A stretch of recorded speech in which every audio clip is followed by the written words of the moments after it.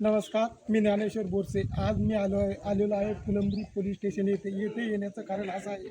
की पाल या गावामध्ये सार्वजनिक ठिकाणी दारू पिऊन काही दारू पिणारे लोक सर्वसामान्य लोकांना, शाळकरी मुलांना व वयस्कर माणसांना व येथील ग्रामस्थांना मोठ्या प्रमाणावर त्रास देत असल्याने या दारू पिणाऱ्या लोकांना आवर घालण्यासाठी माननीय पोलीस निरीक्षक साहेबांना आज एक पत्र देऊन अशा दारू पिणाऱ्या व्यक्तींवर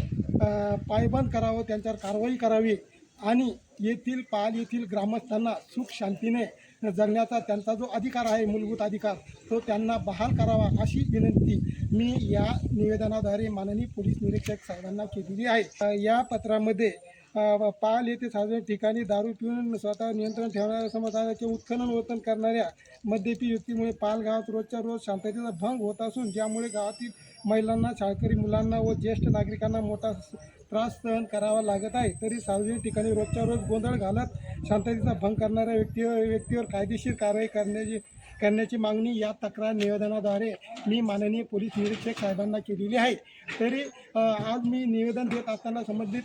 यंत्रणेचे पोलीस अधिकाऱ्यांनी त्याबाबत लवकरात लवकर कारवाई करण्याचेही मला या ठिकाणी